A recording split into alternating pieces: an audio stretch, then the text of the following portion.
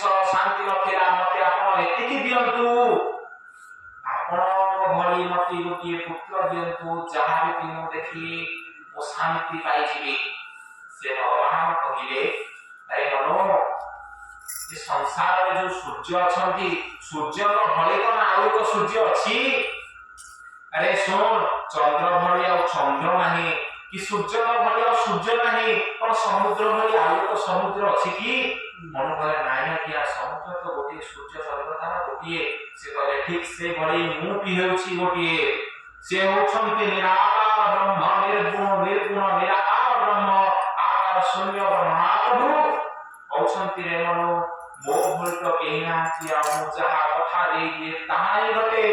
ଗୋସ୍ୱାମୀ ତୁଳସୀଦାସ କହୁଛନ୍ତି ପ୍ରଭୁ କୁଳରେ କି ସଦାଚରାଇ ଯାହା ନ ଯାଇ ବରଂ ବଚନ ନ ଯାଏ ମାନେ ଯାହା କହିଦେଉ ତାହା ହେଇଯିବ ଜୀବନ ଚାଲିଯିବ ପଛକେ। ତୁଳସୀଦାସ ବାପମାନ ଦେଖିବେ ତୁଳସୀଦାସ କଲମ କରିଛନ୍ତି ଜୀବନ ଭଗବାନ କହିଲେ ଯାହା ଯାଇ ବରଂ ବଚନ ନ ଯାଇ ଆମର ଜୀବନ ଚାଲିଯିବ ପଛେ ଆମେ ଦେଇଥିବା କଥା ରଖିଥାଉ ତୁ ଯାହା ମାଗୁଛୁ ତାହା ଦେବି।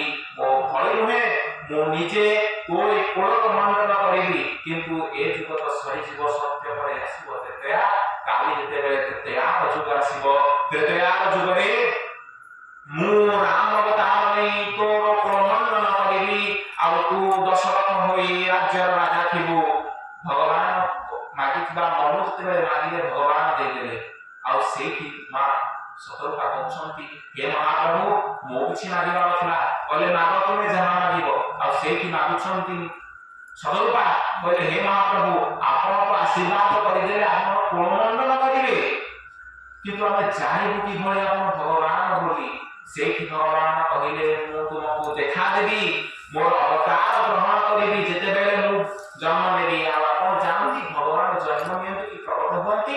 ଶୁଣନ୍ତୁ ଯେତେବେଳେ ଭଗବାନ ଆଶୀର୍ବାଦ କରିଦେଲେ ଆଉ ତା ପରବର୍ତ୍ତୀ ଯୁଗ ଆସିଲା ତ୍ରେତୟାର ଯୁଗ ସତ୍ୟ ତ୍ରେତୟା ଦ୍ୱାପର କଳିରେ ସେଇ ଭଗବାନ ବିରାଜମାନ କରନ୍ତି ବିଭିନ୍ନ ରୂପରେ କେବଳ ପାପୀମାନଙ୍କୁ କରିବା ନିମନ୍ତେ।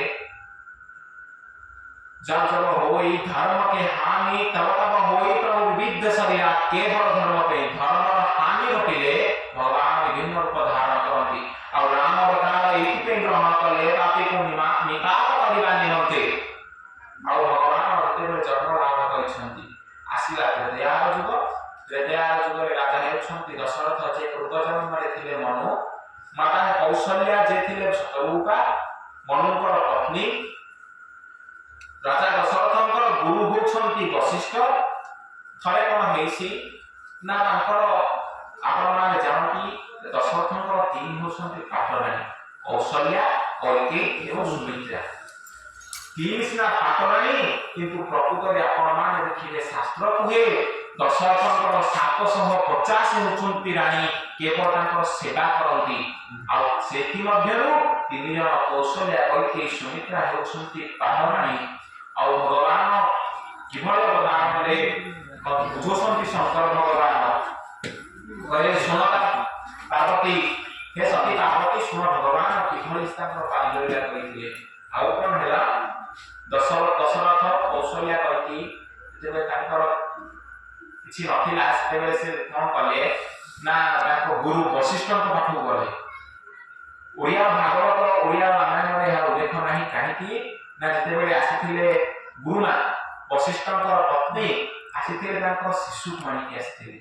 ଆଣିକି ଆସିବା ପରେ ଯେତେବେଳେ ଦେଖିଲେ ତାଙ୍କ ରାଜାଙ୍କର ପରିସ୍ଥିତି ତାଙ୍କ ଶିଶୁକୁ ଟିକେ ଆଘାତ କରିଥିଲେ ଚମଟି ଦେଇଥିଲେ। ଓଡ଼ିଆର ଭାଗବତ ଓଡ଼ିଆର ରାମାୟଣରେ ଏହା ହିଁ ଆଜ୍ଞା